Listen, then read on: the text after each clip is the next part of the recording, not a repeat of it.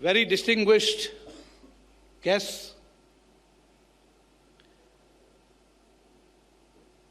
serving officers and veterans from the defense services, a very distinguished spiritual personality, Sri Ravi Shankar ji,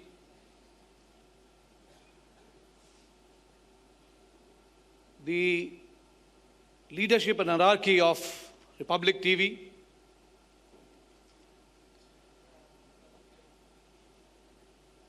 members from the diplomatic corps, invited guests, the media, ladies and gentlemen. Today we recall the patriotism of those brave service officers, police persons, civilians who rubbed their shoulders to defeat terrorism at Mumbai, and the patriotic fervor that was generated by them, I think, has generated a new kind of nationalism amongst the citizens of our country.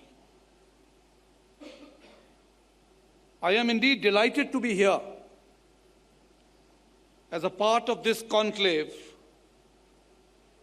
which epitomizes the notion and the spirit of nationhood. I am indeed honored to be speaking on the ethos, the ethics and values of the Indian Army in the broader context of nation first, no compromise. Allow me to spend a few moments on how the ethics and values shape our destiny in the Army. Every institution, whether civilian or military, has a set of principles that guides its path. But why is a robust ethos so dear to all of us? Well, ethos in terms of a set of guiding principles, beliefs and values gives us in the Army an unwritten but powerful code of conduct, an elevated platform to operate from which we are expected to do what we are tasked for. It might not have legal sanctity, but it is even more powerful than law. It not be a piece of coded legislation, yet it has resonated with lakhs of jawans and officers over decades of our existence. It offers a moral compass to guide us when confronted with difficult choices. It is the guiding beacon that helps us choose the harder right from the easier wrong. Ethos gives us an institutional conscience, a distinctive character, and above all, a unique identity. Therefore, we at times have to be different from our people. Why is that so? Because we are expected to behave differently. It helps to push ourselves beyond our mental and physical capacities, nudges us towards higher vistas of excellence in every field of our chosen endeavor. And in combat, it does drive the Indian soldier to the ultimate form of human valor, the supreme sacrifice. The Indian Army's ethos, ladies and gentlemen, therefore, is central to our very existence. The ethos of the Indian Army is an amalgam of various attitudes, those of simplicity and pragmatism, of outstanding example and leadership, of raw courage, of resilience, institutional grit, and all-round excellence. When applied in concert, our ethos provides us with the elixir to get through the grind of daily existence, as also the energy to toil in pursuit of loftier dreams and higher objectives. नजरें चाहे हमारी आसमान पर हो, पर पैर हमारे हमेशा जमीन पर ही रहते हैं.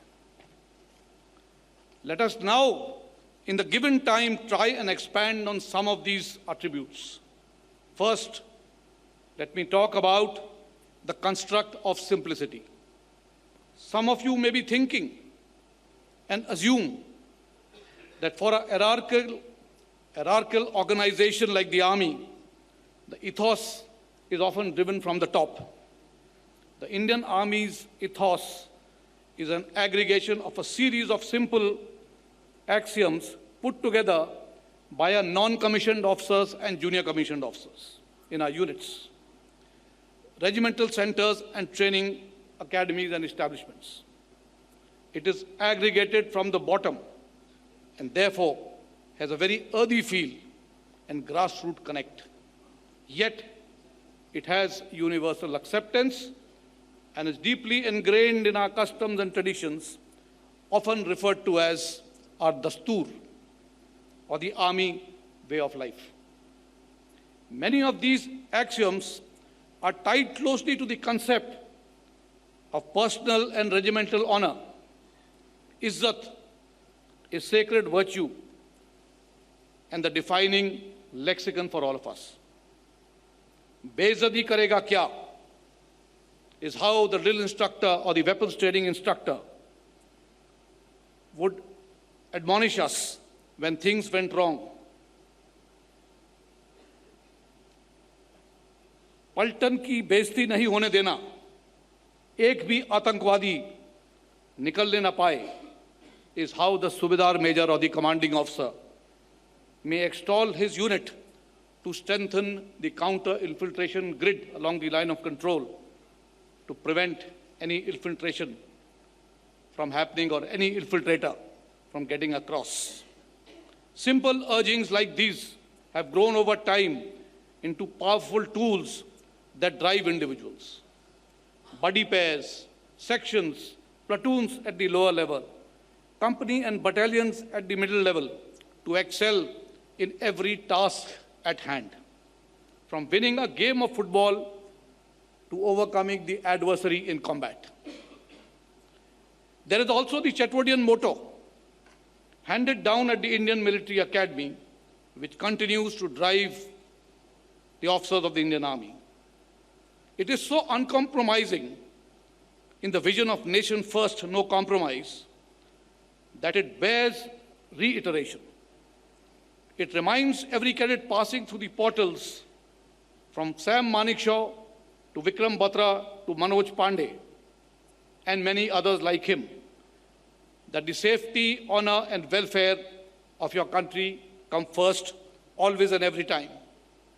The honor, welfare, and comfort of the men you command come next. Your own ease, comfort, and safety come last, always and every time. The Indian Army ethos has yet another defining characteristic and how it values the attributes of insaniyat and sharafat, the simple virtues of gentlemanly conduct. A quote that is often tossed around goes something like this, and I quote, "In an hierarchy, it is axiomatic that there will be a senior and a junior. This senior, if he is a gentleman, will never show it. The junior, if he is a gentleman, will never forget it." Unquote. Simple but deeply profound. Rank, the more abiding connect between seniors and juniors, is merely the bestowal of authority for the conduct of business. However, The true binding force of such relationships are simple, egalitarian, and gentlemanly virtues that hold each other to equal account, while driving them, the senior and the junior, to higher orders of performance and delivery. In the nurturing and shaping of our legacy, the role of our post-independent leadership has been invaluable. We have been fortunate to have had a cesspool of talent, field commanders, visionary leaders, institution builders, reformers, and futurists. A whole bevy in terms of gold standards and benchmarks in leadership. There are, of course, the much-revered Field Marshal Cariappa, who laid down the foundational moorings for the Indian Army. The traditions of apolitical conduct, secular frame, and an ethos of uprightness and integrity. And Field Marshal Sam Manekshaw, the architect of India's greatest and most comprehensive military victory in East Pakistan. Somebody whose great leadership qualities and gravitas somehow tend to get marked in the flamboyance of his public demeanor. General Thakur Nathu Singh, a fearless nationalist who engaged at length with political luminaries on issues of considerable importance to our defense, such as the size of the Indian Army, the adequacy of our budget, and the whole project of Indianization of the Indian Army.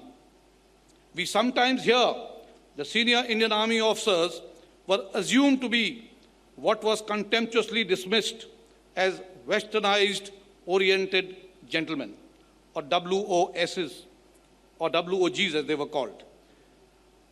Not universally true. Nathu Singh was extremely proud of his Rajput nobility and held the British in some contempt. A British superior had this to say about Nathu. Owing to his high principles, Nathu conveys the impression that he is conferring a great concession on his brother British officers by dining with them. On another occasion, in an exchange with the great Field Marshal Montgomery, then the instructor at the Staff College, Quetta, in response to a comment that he, Montgomery, did not like things Indian, Nathu was quick to retort, in that case, sir, what are you doing here in India? Then there is General K.S. Thimaiya, one of our most popular and admired generals. When commanding the division, that is 19th Infantry Division in 1948 in Baramulla, responsible for the defense of Kashmir, it was his brainchild to launch and lead a tank assault on Zojila at a height of over 14,000 feet, something that surprised and unnerved the Pakistanis completely, thus removing the threat from Leh and Ladakh. Zojila made Timmy a household name in India. Troops referred to him as Timmy Sahib, indicative of the deep affection and admiration they held for him. A visit by Thimaiya was regarded as the surest way to raise flagging spirits and came to be known as Timmy Tonic. It became the prescribed remedy for units that were low on morale after a failure or heavy casualties suffered by them. There are others. Lieutenant General S.P.P. Thorat, a professional to the core, one whose sage advice in 1962 unfortunately went unheeded. Brigadier Mohammad Usman, the epitome of Vela, Lieutenant General P.S. Bhagat, the Soldiers General, General Zoru Bakshi, a most decorated general, S.K. Sinha, a soldier statesman, Hanuj Singh, a brilliant tactician, General Krishnamasari Sundarji, a visionary leader and reformer, and of course, General B.C. Joshi, an institution builder, to just name a few. They all helped shape our ethos and strengthen the Indian Army as an instrument of national power in myriad ways. Since we are in 2019 this year, the birth centenary of Lieutenant General Sagat Singh, it may be appropriate to spend a few minutes on the life and times of India's combat leader. The pantheon of Indian military leadership, as we just saw, is lined with stalwarts of various kinds. But when it comes to combat leadership, combat genius, that is, Yudh Kaushalta, as we say, or sheer talent for war, there is none as remarkable as General Sagat. Indian military history has always tended to emphasize on valor over victory. So right from Porus to Prithviraj, from Maharana Pratap to even Rani Lakshmi Bai, they were all valorous, but unfortunately not always victorious. Not Sagat. He won each time he fought. From the Goa campaign in 1961 to the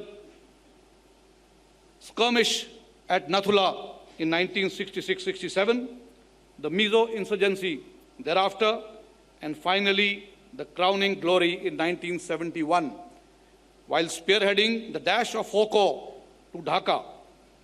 He was always the unyielding commander, willing to fight wars uncompromisingly and always to a victorious end. Sagat's achievements in war won him a great deal of international acclaim.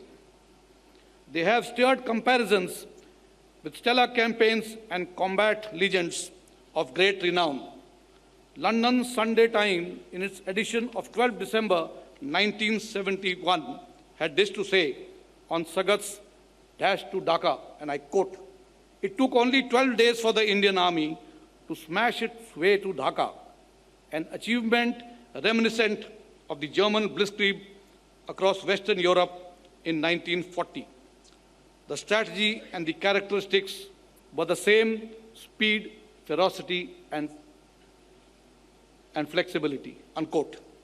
General Sagat's achievement have even drawn comparisons with the legendary American General George Patton, the master of pursuit, no mean feat by any standards. Insofar as bravery and raw courage are concerned, I think we are an army without parallel. Our officers have always led from the front, even as our JCOs and Jawans on numerous occasions have demonstrated unflinching valor. From early recorded history, from the Battle of Hydaspes, spurred by the Nishan, 12,000 soldiers of Porus died in 8 hours, to the valor and gallantry of 21 soldiers who laid down their lives in the Battle of Saragadi. To Rezangla in 1962, where 110 of the 116 in the company died in action, and through numerous other battles and wars, encounters and counter-insurgency campaigns. If there is one thing that rings loud and clear, it is this: वीरता हमारा धर्म भी है और कर्म भी. I think that says it all about nationalism and patriotism of soldiers in uniform. Our ethos also symbolizes resilience and grit of other hues. You would have heard of numerous accounts wherein our Jawans and officers overcome insurmountable odds. It is only natural, because we believe firmly in the dictum that only the test of fire makes fine steel and identifies a soldier from a normal person. May I recount to you yet another inspiring story, this pertaining to one of our recent veterans. Major Gopal Mitra, Sena Medal, retired, was commissioned into the Indian Army in 1995 and took part in counter-insurgency operations both in the Northeast and Kashmir. He was also engaged in active operations during the Kargil War in 1999. In 2000, he was severely injured while leading a search and destroy operation in Kupwara district of Kashmir and suffered total visual impairment. He survived near-fatal injuries, 60 stitches across his face, several reconstructive surgeries, and spent nearly 2 years in hospital. Major Mitra survived the mishap all right, but he was determined to achieve greater heights. While at the Tata Institute of Social Sciences in Mumbai, he became the first blind student to top a postgraduate course. He followed it up by successfully completing his MSc in Developmental Management at the prestigious London School of Economics with an outstanding grade. He is currently working with the United Nations International Children's Emergency Fund as a program specialist on disability issues. He is the first Indian with disabilities to occupy such a position of eminence at the UNICEF. A crusader all the way, Major Mitra and others like him make the Indian Army proud. Insofar as our strategic outlook is concerned, we are deeply cognizant of the wisdom of our ancient text, the Arthashastra, for instance, with its distinctively Indian view of international relations and India's rightful place in the world. As we negotiate the challenges that line our security path, we pay careful heed to one of Kautilya's central axioms: without artha, that is economic well-being, and suraksha, security, there can be no dharma, righteousness. We also need to heed prescriptions in the Yuddha Kandam, our ancient manual of war, with regard to the value of both kinetic and non-kinetic options in the pursuit of statecraft. Sam, Dam, Dand, Bhed, as they say, the need for vigorous perusal of national interest in a thoughtful and comprehensive manner. We are also abreast of the sweeping challenges occurring across the strategic military landscape. We are therefore restructuring and optimizing to a lean, mean, agile, and tailor-made entities that are in consonance with the prevalent operational imperatives.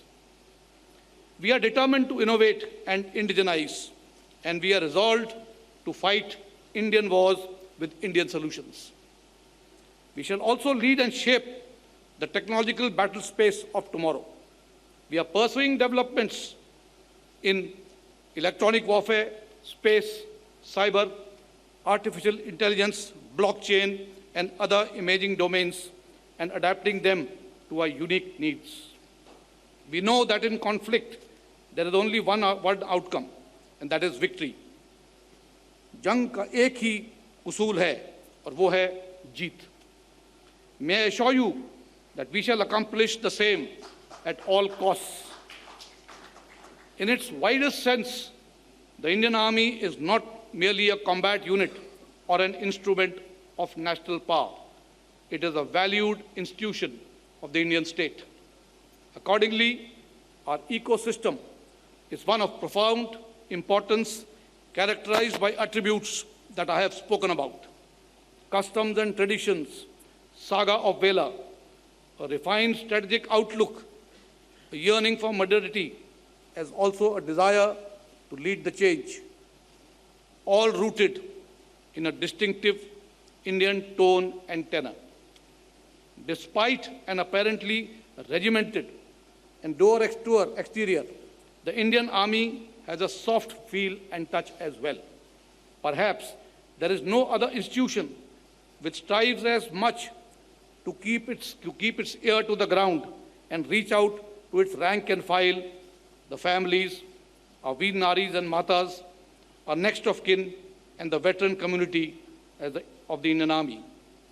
Anyone who has ever donned uniform, as also their families, are our valued ambassadors for life. The Indian Army is a wholesome but uniquely Indian ecosystem and is pledged to keep India safe, secure, vibrant, and prosperous. May I sign off by saying that one of the underlying attributes of our ethos is humility. We know that we are not perfect. We therefore constantly dialogue and introspect. Through long conversations with our rank and file, we subject our ethos to an intense critique for necessary adaptation. Our ethos is also one that abhors dogmas, for we know only too well that it is only by recognizing change will we be in a position to exploit the opportunities that lie ahead. We also believe in the value of quiet, understated excellence in under-promising but always over-delivering. We seek neither gratitude nor applaud because we believe firmly in external wisdom as quoted in this Urdu couplet. खामोशी से बनाते रहो पहचान अपनी, खामोशी से बनाते रहो पहचान अपनी, हवाएं खुद तुम्हारा तराना गुन गाएंगी. खामोशी से बनाए रहो पहचान अपनी, हवाएं खुद तुम्हारा तराना गुन गाएंगी. Thank you, ladies and gentlemen, for a patient hearing, and Jai Hind.